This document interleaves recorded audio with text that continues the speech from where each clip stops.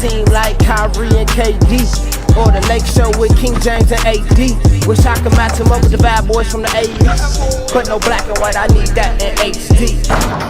HenDawgz.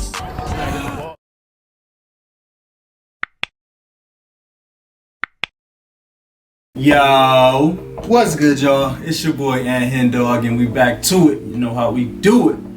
The NBA has a big bully problem. I have no idea what this video is going to be about, but before we get into it, make sure you subscribe to the channel if you haven't already. We just passed 5K. Let's get a round of applause for that. Round of applause. Shout out to everybody, man. 5K. That's crazy. I'm excited, man. I think the thing that I'm most excited about is how much more we have in store, like the potential of this channel. I think that's the most exciting part. Like, yeah, 5,000 is so dope and so cool to accomplish, but just the thought that we just getting started is an amazing time. So if you're not subscribed to the channel, go ahead and subscribe right now. Like this video if you like this video, and go ahead and write something in the comments. But yeah, like I said, I have no idea what this video is going to be about, but that's the whole point of reacting to it. So let's get into it. We got the NBA has a big bully problem. Let's get it. Throughout the history of the NBA, there have been countless great big men. Wilt, Russell, Kareem, Moses, Shaq, Hakeem, Duncan, Dirk, KG, and for years the NBA was a league centered around the big man. In fact, 34 of the first 50 NBA MVPs were awarded to big men. That's but crazy. about 15 years ago, things began to change. The NBA began to shift to a more guard-heavy league. Teams began to construct their rosters around shooters and perimeter players, and the once sacred big man began to slip further and further into irrelevance. For over a decade, not a single power forward or center was selected as the league MVP. Big men were used almost exclusively as a distraction on pick and rolls. Things were looking bleak, and long gone were the days of menacing, game-changing 7-footers. But all of that is about to change. Embiid, Giannis. How are they going to find an answer for this man right here? Oh my goodness. Attacks that area. Is Giannis a 4 or 5 though? I think what makes Giannis so great is he's really like a 3. Like, I mean, I could be wrong, but I think the way Giannis plays the game, I mean, he definitely has a lot of post-ups, don't get me wrong, but I think I would label more Giannis like a 3. Like, he gets that ball and he's going. He's going. He's getting assists. Like, he's getting the ball at the top of the key a lot. Like, let me know. Let me know. What would y'all say that if you had to choose a position for Giannis, what position would you choose? Probably the 4, but I think I might pick 3. Let me know. Drowns in for the win. Find the shoot. Elevates. Whoops, Puts it in. Holy cow, what a cloud. When he gets a running start, he is cleared for takeoff.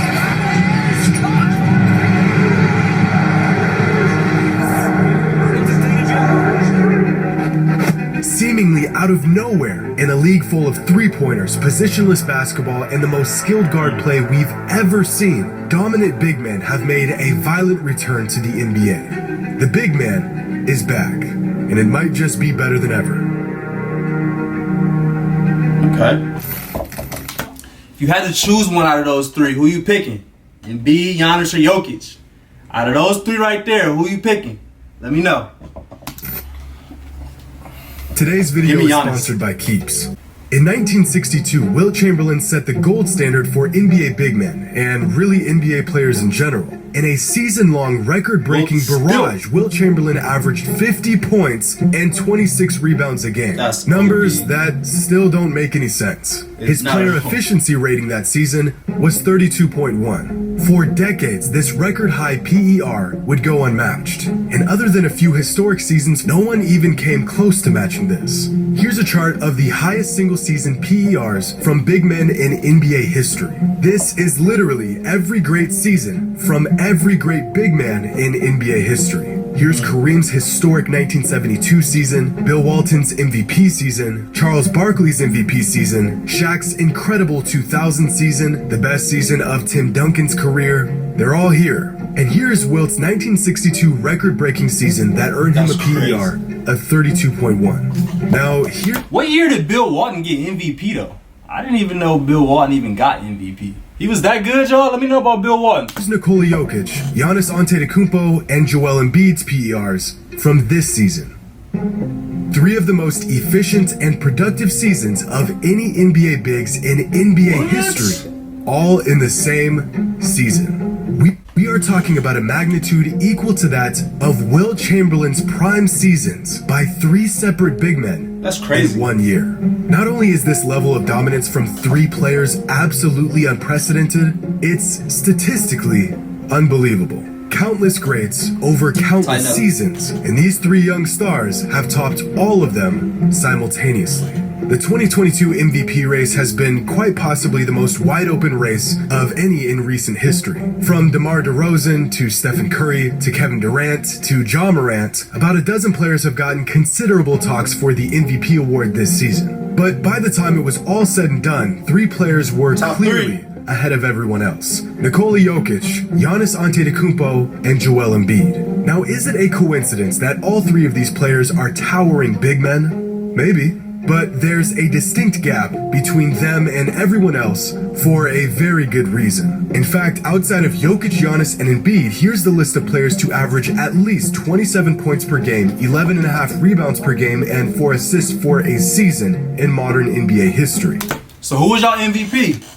Write in the comments right now, who was your MVP? And I heard somebody, I didn't hear it, I read somebody talking about how I always say let me know in the comments, but y'all don't like that? Y'all don't like me to involve y'all with what I'm talking about? I think that's what make my channel so great. You know, talking with y'all, seeing y'all comments, and then what y'all say in the comments can relate to, or not even relate, but it could help me out in the next video. So I'm gonna say let me know in the comments a lot. That's the whole purpose of my YouTube channel, is to involve y'all with my channel, with my videos, so that we can make this the best YouTube channel possible. So let me know in the comments who you got winning the MVP.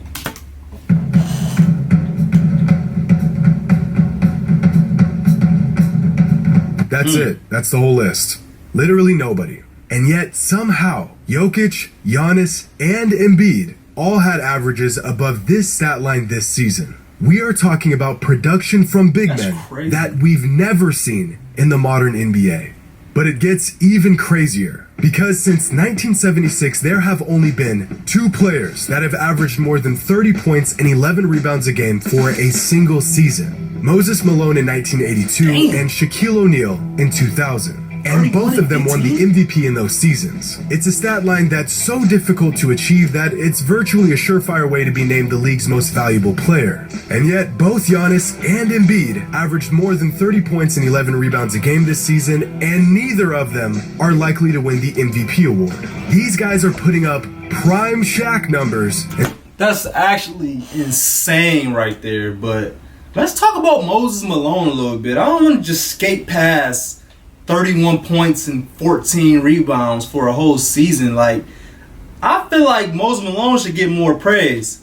So some people write something in the comments or send me some links to some Moses Malone stuff, because I definitely should be reacting to him, because I don't know enough about somebody that's averaging 31 or averaged 31 and 14 for a season. Like, that's actually kind of crazy. So give me some links.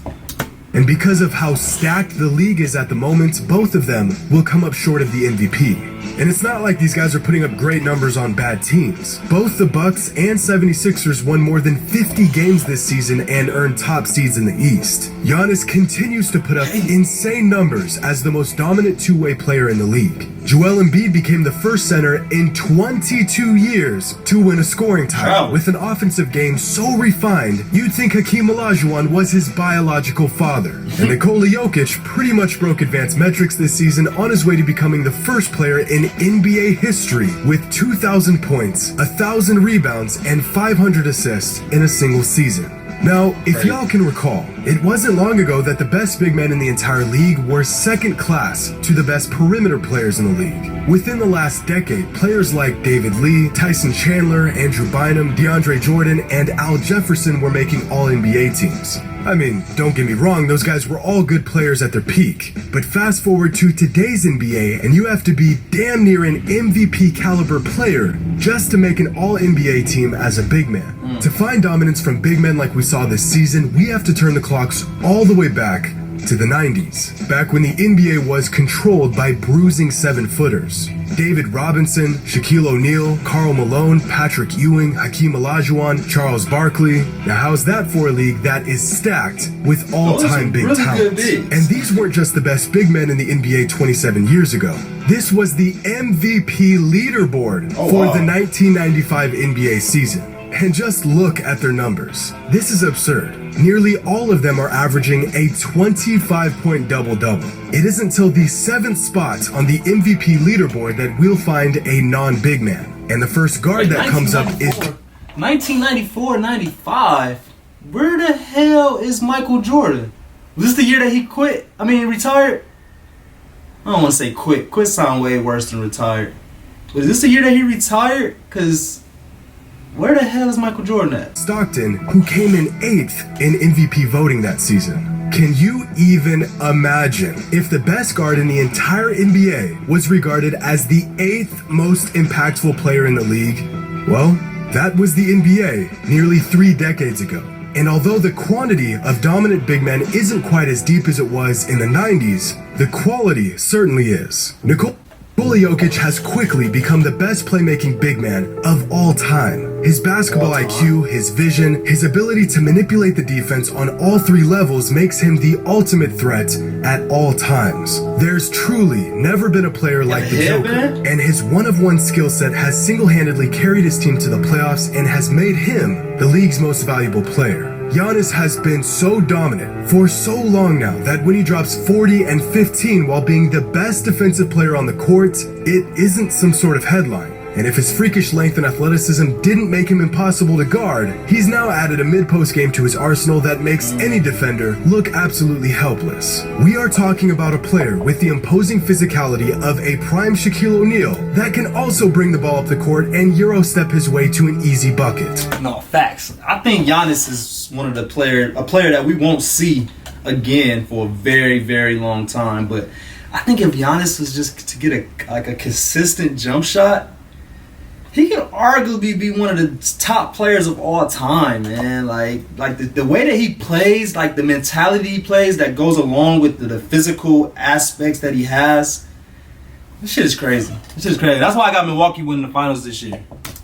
This shouldn't even be a thing, but Giannis Antetokounmpo made it one. And Joel Embiid has mastered his offensive game to the point where he doesn't have a single weakness offensively. Shots that were once reserved for the league's best shooters are now well within the bag of a 7'2", 300-pound behemoth. Players this big usually have trouble just getting up and down the court. Meanwhile, Embiid has the defense doing gymnastics as he expertly crafts his way to 30 points a night. All 3 of these big men, each with their very own unique games, none similar to the others, and yet all of them identically as forcefully dominant. And to demonstrate just how historic this season was for these 3 players, I'll leave y'all with this. The 45 Club, a club exclusive to only the most productive players in NBA history. Combine a player's points per game, rebounds per game, and assists per game for any given season, and if that total exceeds 45, they were playing in all-time historic territory. Now, throughout the history of the modern NBA, this has happened just 23 times. It was first accomplished by Moses Malone in 1982, followed by some of the greatest seasons by some of the greatest players in NBA history. Larry Bird, Michael Jordan, Shaq, LeBron, Kobe.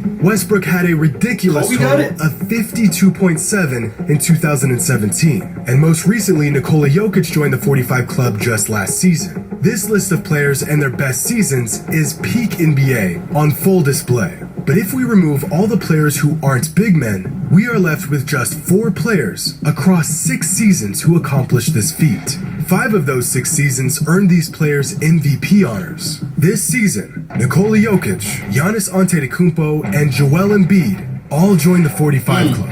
And yet, only one of them will go home as the league's most valuable player.